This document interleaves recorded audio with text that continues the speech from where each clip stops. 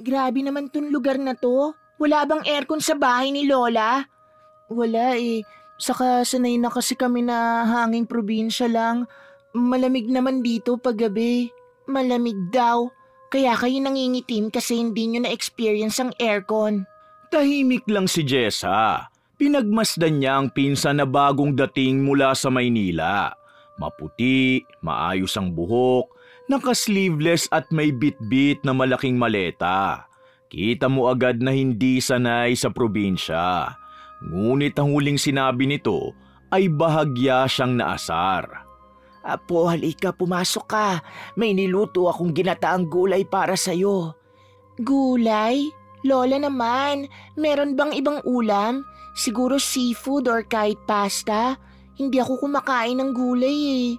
Naku apo, pasensya ka na at walang ibang ulam. Ito lang ang naisip kong iluto. Paborito rin ito ni Jessa. Hay nako, sige na nga.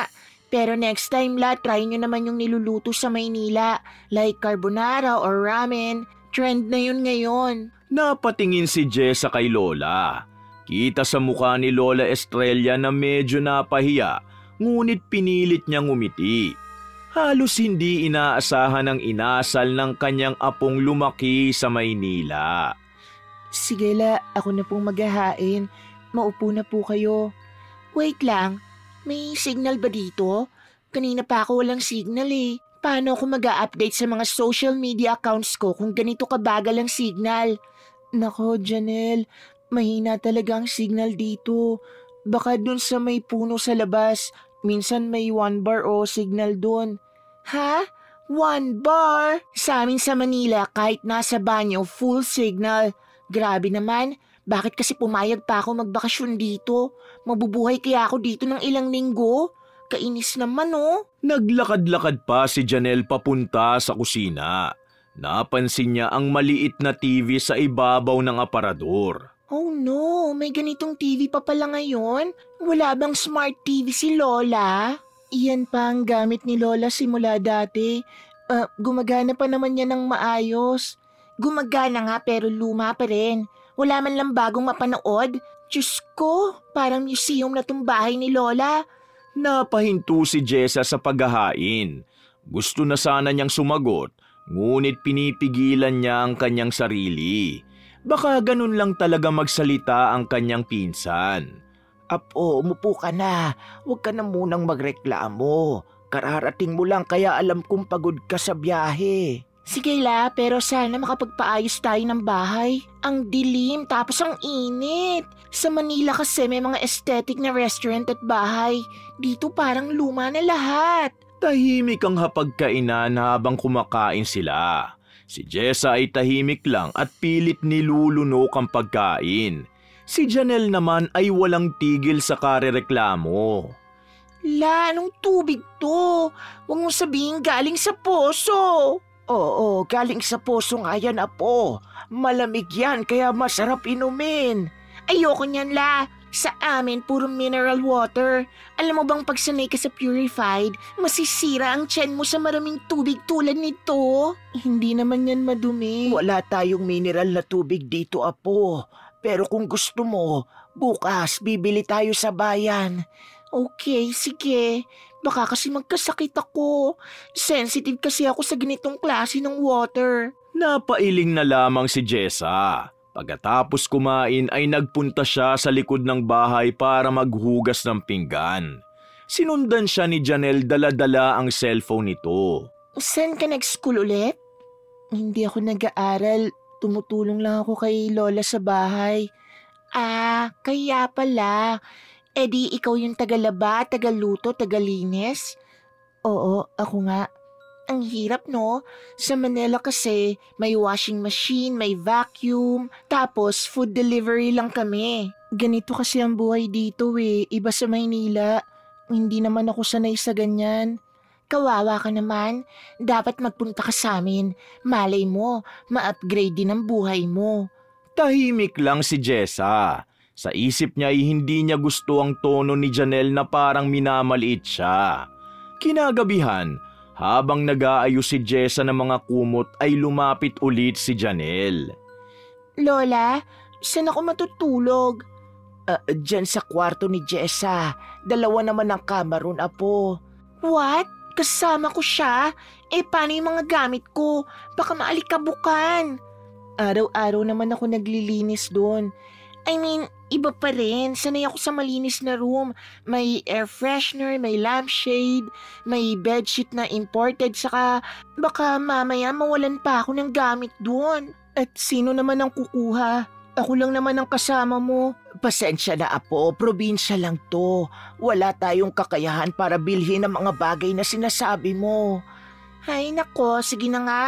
Pero bukas papalitan ko yung bedsheet ha. Hindi ako makakatulog sa madumi. Tumalikod si Jessa at pumasok sa kwarto. Ramdam niya ang inis ngunit tiniis niya. Kinabukasan, maaga siyang nagising. Nilinis niya ang bakuran, nagwalis at nagluto ng almusal. Si Janelle naman ay tulog pa rin at 9:00 na nang bumangon. Lola, wala bang gatas? Ang pait ng kape. Naku, wala akong nabili kahapon. Sa bayan pa kasi may tindahan, apo. Pagtsagaan mo na muna yan. Grabe naman. Sa Manila, 24 hours open lahat ng convenience store. Dito kailangan pang bumiyahe. Kung gusto mo, ako na lang ang bibili mamaya. Sige, pakabili na rin ako ng shampoo na ginagamit ko. Huwag yung local gusto ko yung branded. Ano yung branded? Alam mo yung mga shampoo na ginagamit ng mga influencer? Yun yung gusto ko. Tumango na lamang si Jessa at hindi na sumagot.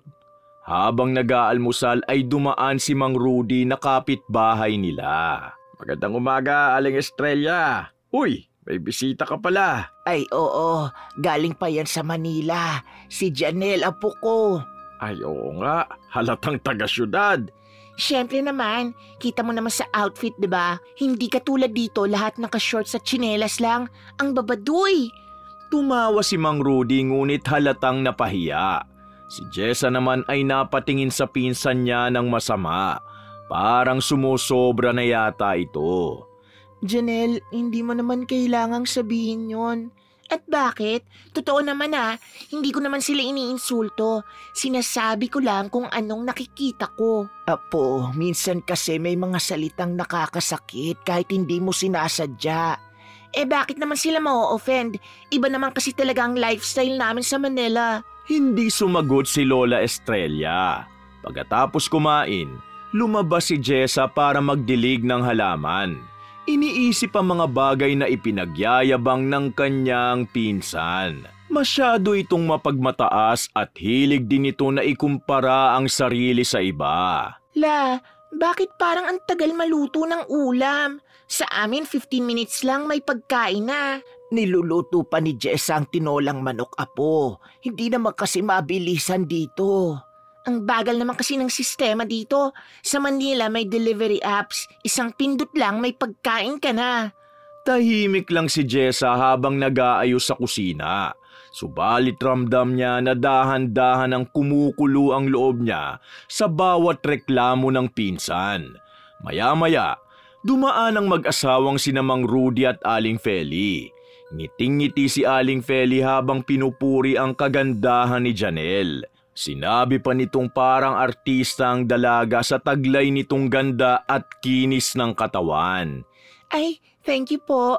Sanay po kasi ako maayos sa sarili, lalo na sa city. Ay, hindi ka tulad ni Jessa, no? Na palaging abala sa gawaing bahay? Oo nga po pero okay lang. May kanya-kanya naman tayong level sa buhay, di ba? Wala naman akong magagawa kung hanggang kuko ko na lang si Jessa. Tahimik ang lahat. Si Jessa ay pilit nang umiti ngunit halata sa mga mata niya ang sakit.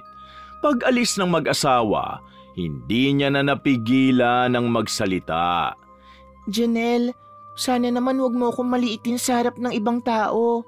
Grabe ka naman, joke lang yun. Ikaw talaga parang wala kang sense of humor. Hindi yun nakakatawa, nakakahiya. Di wag kang mahiya. Alam mo kasi masyado kang emotional. Kaya siguro hanggang ngayon, nandito ka pa rin sa probinsya. Walang direksyon. Janelle, tama na. Hindi mo kailangang ganyanin ang pinsan mo. La, totoo naman Gusto ko lang ma-realize niya na may mas maganda pang buhay sa labas ng baryo nyo. Hindi mo ko kailangang insultuhin para lang mapatunayan yan. Saka, hindi ko naman hinahangad ang buhay sa Maynila.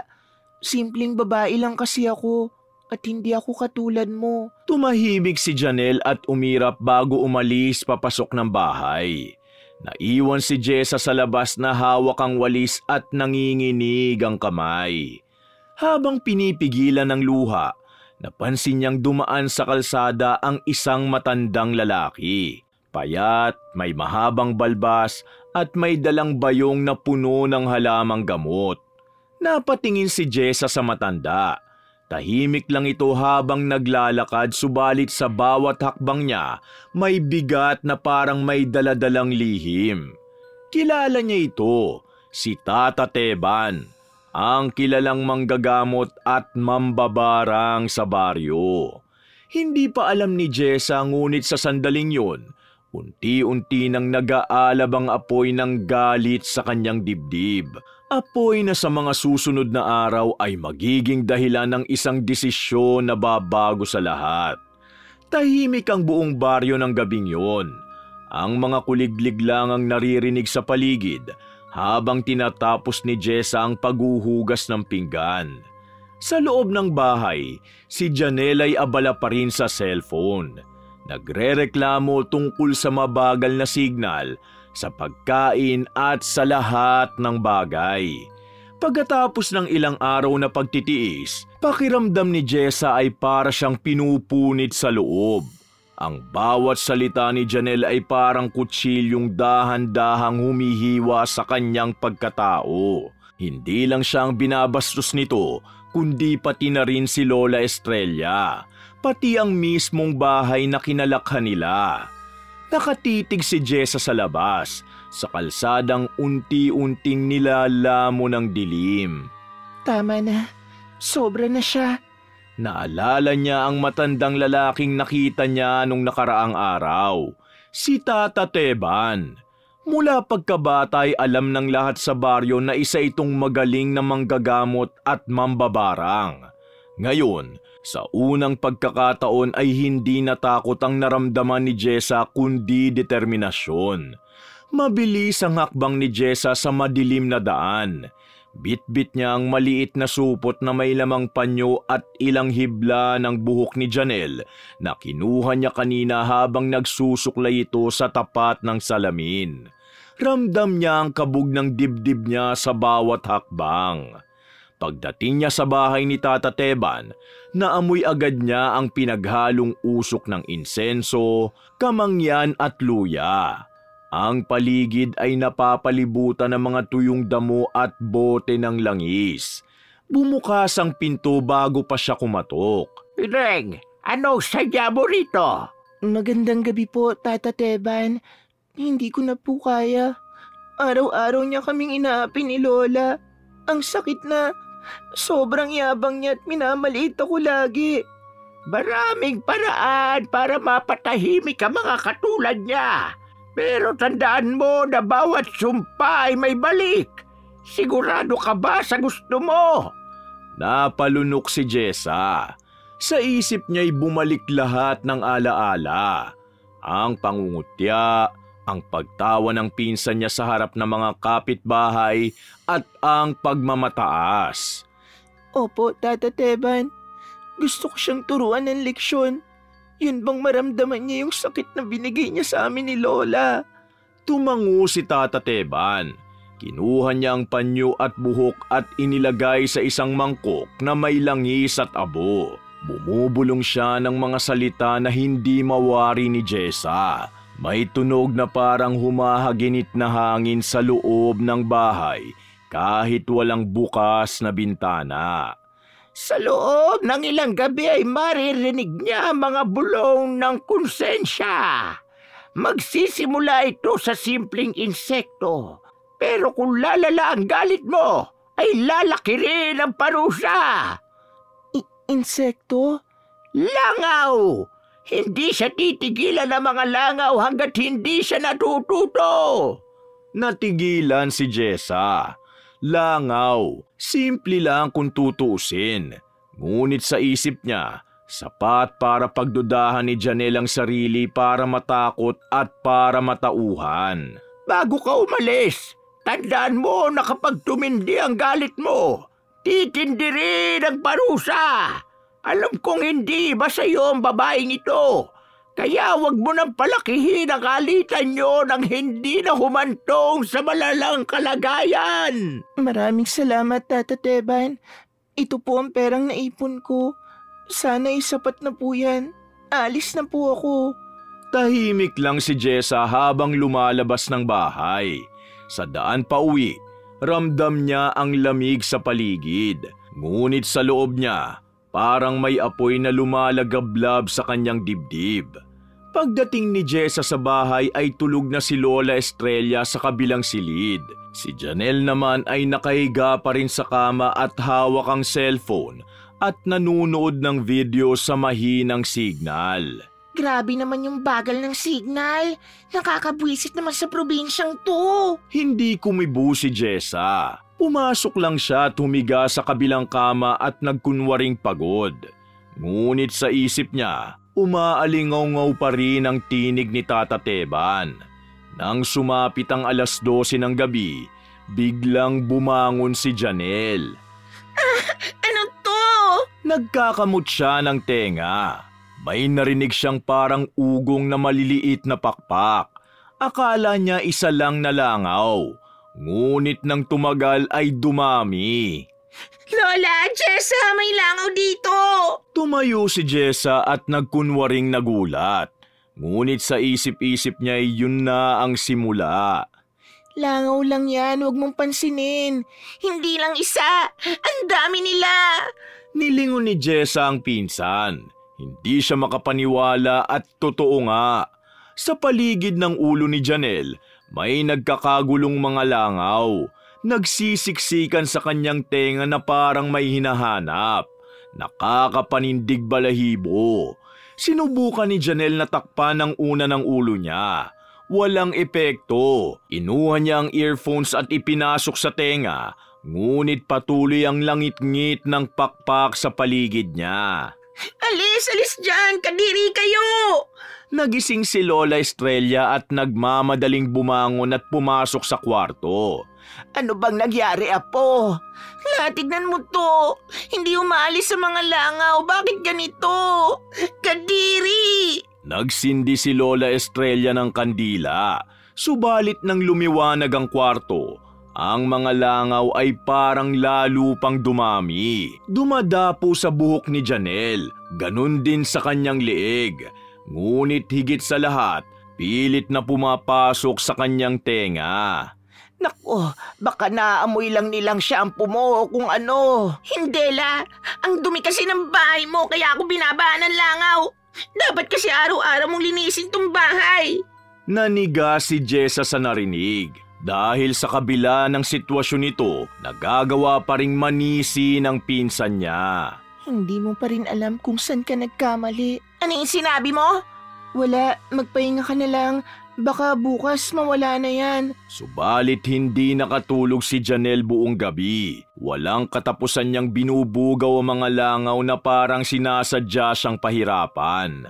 Habang pinagmamasdan ni Jessa ang pinsan, nakaramdam siya ng kakaibang pakiramdam. Hindi tuwa at hindi rin takot. Para bang may bumigat sa dibdib niya. Subalit kasabay noon ay may unti-unting gaan. Kinabukasan, namumugto ang mata ni Janelle. Halatang wala itong tulog. Paglabas sa kwarto ay may dala siyang pamaypay at patuloy pa ring nagrereklamo. Lola, grabe talaga yung mga langaw kagabi. Hindi ako tinantanan. Siguro dahil sa alikabok dito o sa mga basura mo sa labas. Apo, malinis naman ang bahay ah. Araw-araw nililinis ni Jessa to. Bakit ako lang ang pinupuntahan nila? Siguro dahil hindi nyo nalilinis ng maayos yung higaan ko. Tahimik si Jessa habang nagtitimpla ng kape. Ramdam niyang muling sumisikip ang dibdib niya sa bawat salitang binibitiwan ni Janelle. Apo, matulog ka na ulit at alam kong wala kang tulog kagabi. Baka may matamis lang na dumikit sa tenga mo kaya ka dinapuan ng mga langaw. Hindi, La. Hindi mo naiintindihan. Parang sinadya ko ng mga langaw kagabi. Kahit saan ako pumunta, nandun sila. Tumalikod si Jessa. Itinatago ang ekspresyon. Sa isip niya, bumabalik ang mga salitang binitiwan ni Tata Teban na kapag lumala ang galit niya, lalong lalaki ang parusa. Hindi niya alam kung dapat ba siyang matakot o matuwa. Pagsapit ng gabi, umulan ng malakas. Si Lola Estrella ay maagang natulog dahil sa pagod sa buong araw. Si Janelle naman ay nakahiga ngunit halatang kinakabahan. Sa tabing kama nakaupo si Jessa at nag-aayos ng mga natuyong damit. Jessa, doon na lang ako sa kwarto ni Lola matutulog. Bakit? Baka kasi bumalik na naman yung mga langaw. Ayoko nang maulit yon. Linisin mo muna tong kwarto ko bukas saka ako babalik dito. Sige, kung gusto mo. Tumango si Janelle at lumipat sa kwarto ni Lola. Subalit bago pa man sumapit ang hating gabi, muli na namang nagising si Jessa sa mga sigaw. Lola, Jessa, tulungan niyo ako! Patakbo siyang lumapit. Sa loob, nakita niyang nagtatatakbo si Janelle. Pinapalo ang ulo ng unan at sinasampal ang tenga. Apo, anong nangyayari sa'yo? Hindi sila umalis. Kahit saan ako pumunta, naririnig ko pa rin. Para silang nasa loob ng tenga ko. Tinakpa ni Jessa ang bibig niya. Pigil ang hinga. Lalong naging totoo sa kanya ang sumpa. Ang mga langaw ay tila hindi basta lumilipad lang, kundi parang galing mismo sa loob ng tenga ni Janelle. Habang nakatingin siya sa pinsan, may kaunting bahagi ng puso niya ang nasiyahan. Sa wakas, naramdaman ni Janelle ang takot. Subalit kasabay nun, may isa ring tinig sa isip niya. Kung ito ba talaga ang gusto niya? Hindi niya sinagot ang isip niya at tumalikod siya, lumabas ng kwarto at sa dilim ng sala ay huminga ng malalim. Dapat lang yan sa'yo, Janelle. Nang sumunod na gabi, pagpasok ni Jessa sa kwarto, naririnig niya pa rin ang huni ng mga langaw kahit wala na siya sa tabi ng pinsan. Ang ugong ay tila kumakalat sa buong bahay at kumakapit sa hangin. Nakakadiring tingnan ang nagkukumpulang mga langaw sa ulo ni Janelle kahit pabalutin niya ito ng bonet. Hanggang sa madaling araw gising si Jessa. Malakas ang ulan sa labas at bawat patak ng tubig sa bubong ay dinig niya. Hindi siya makatulog buong gabi. Pinilit niyang ipikit ang mata hanggang sa may marinig siyang kaluskos. Kasunod noon ay isang nakapangingilabot na sigaw. Lola! Jessa! Napabalikwa si Jessa ng bangon. Tumakbo siya palabas ng silid kasabay ni Lola Estrella na halos matisod sa pagmamadali at noon ay galing sa kusina na uminom ng tubig.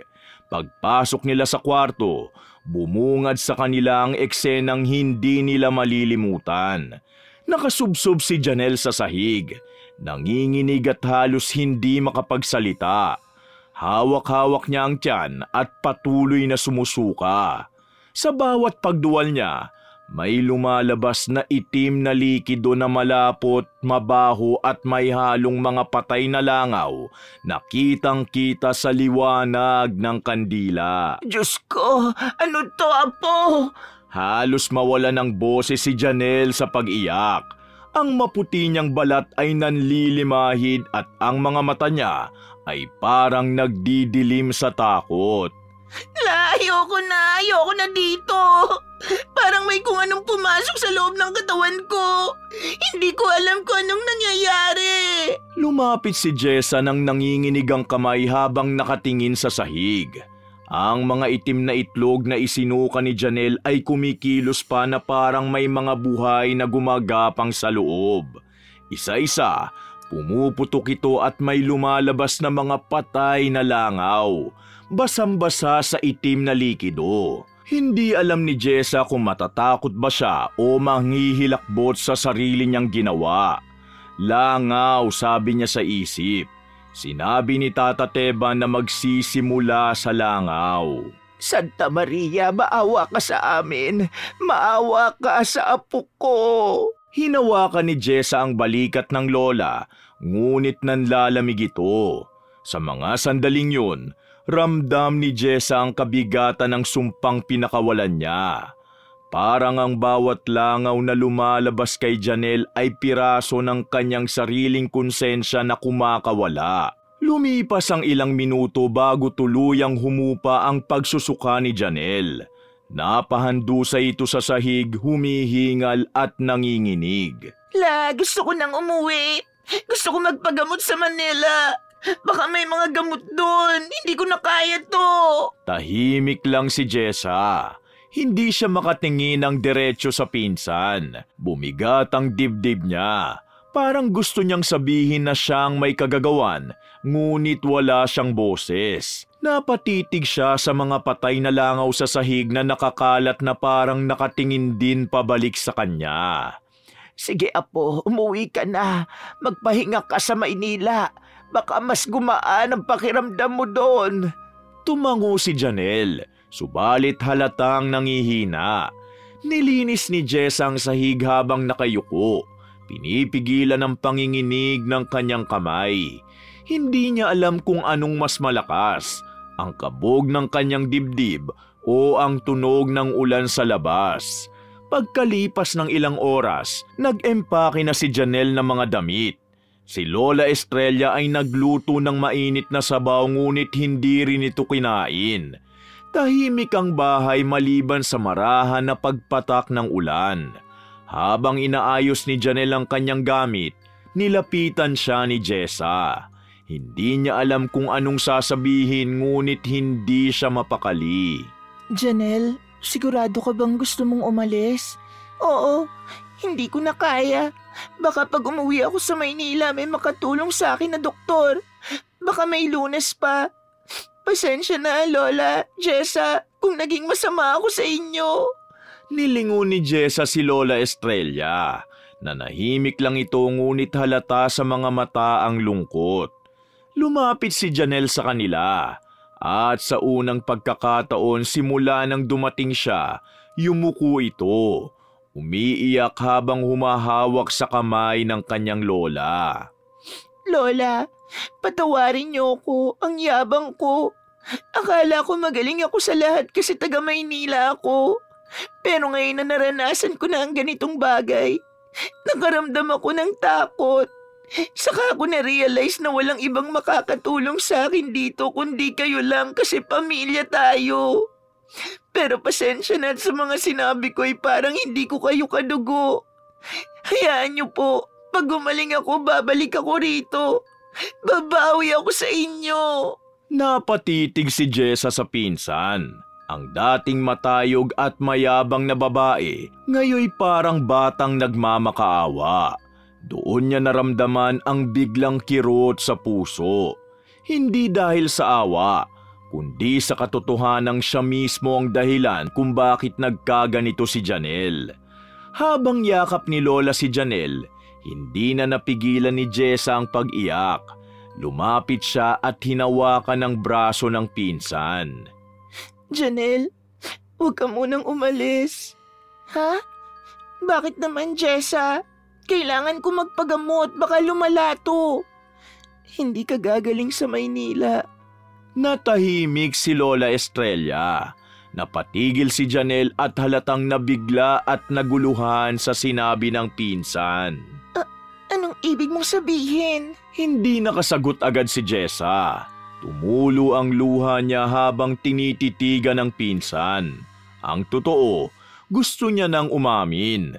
Gusto niya nang sabihing siyang nagpabarang dito.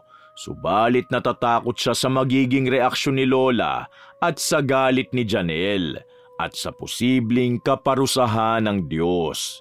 Kaya't ang tanging nasabi niya lang, Basta, huwag ka munang umalis. Baka mas lumala pag umalis ka. Hayaan mo, tutulungan kitang maghanap ng gamot. Jessa, salamat ha. Alam kong marami akong nasabing masakit sa'yo. Pero sana maintindihan mo. Ganito lang talaga ako noon. Pero nagbago na ako ngayon. Naisip ko na hindi nga pala talaga maganda mga sinabi at pagmamayabang ko. Promise, babalik ako pag gumaling na ako. Siguro parusa na rin sa akin to kasi ang sama-sama akong apo at pinsan. Habang binibigkas ni Janelle ang mga salitang yon, napansin ni Jessa ang kakaibang liwanag sa kanyang mukha. Parang kahit namumutla na, may bahid ng sinseridad. Bago tuluyang lumabas ng bahay, niyakap ni Janelle ang lola niya ng mahigpit. Nagpasalamat ito kay Jessa, kahit nanginginig pa rin ang katawan. Ang mga mata nito ay puno ng luha at pag-asa, kahit na halatang malapit na itong mawala ng lakas. Bago pa ito tuluyang umalis, nagawa ng magsalita ni Jessa. Hindi yan gagaling sa Maynila kasi epekto yan ng barang, Janelle. Tahimik ang buong bahay matapos bigkasin ni Jessa ang mga salitang yun. Tila huminto ang hangin. Ang tunog lang ng ulan sa labas ang maririnig. Pumapalo sa bubong na parang kumpas ng isang lumang orasan. Anong sinabi mo, Jessa? Barang? Anong ibig mong sabihin, apo? Nanlaki ang mga mata ni Janelle. Dahan-dahan itong napaatras. Hawak pa rin ang tiyan na may kirot. Hindi siya makapagsalita. Ang mukha niya ay parang unti-unting nawawala ng kulay. Hindi na napigilan ni Jessa ang pag-iyak. Bumigay ang tuhod niya at napaluhod sa sahig habang tuloy-tuloy ang patak ng luha sa pisngi niya. Ako ang may kasalanan. Ako ang nagpabarang sa'yo, Janelle. Ako yun. Hindi ko na kinaya lahat ng pang-aapi mo. Araw-araw mo kaming binabastos ni Lola. Parang wala kaming kwenta sa'yo. Hindi ko alam kung bakit pero napuno ako. Kaya lumapit ako kay Tata Teban. Siya ang gumawa ng sumpa. Nanatiling nakatayo si Lola Estrella. Nanginginig habang si Janelle ay natulala naman. Hindi ito makagalaw. Sa unang beses, tila walang yabang o galit sa muka. Tanging gulat, sakit at lungkot. Jessa, ikaw? Bakit mo to nagawa? Hindi ko gustong umabot dito. Pero ang sakit-sakit, Janelle. Ang sakit kapag tinatawanan mo ko kapag sinasabi mong wala akong mararating. Ang sakit kapag naririnig kong nahihiya si Lola dahil sa mga salita mo. Gusto ko lang sanang maramdaman mo rin yung sakit na nararamdaman ko. Pero hindi ko inakala na ganito kalala ang mangyayari. Tahimik si Janelle. Mabagal siyang lumapit habang si Jessa ay nakaluhod pa rin. Halos hindi na makatingin sa kanya. Inabot ni Janelle ang kamay ng pinsan. Nanginginig ito ngunit dahan-dahan niyang hinawakan. Jessa, patawarin mo ko. Tama ka, ang yabang ko. Ang sakit ng mga sinabi ko. Hindi ko naisip na nasasaktan na pala kita. Akala ko biro lang, akala ko normal lang ng pagyayabang. Pero totoo pala yung sinasabi nilang may mga salitang mas masakit pa sa sugat. Salamat kasi kahit ganito, nagising ako sa katotohanan. Lalong humagulgol si Jessa. Niyakap siya ni Janelle ng mahigpit kahit na nangihina ito.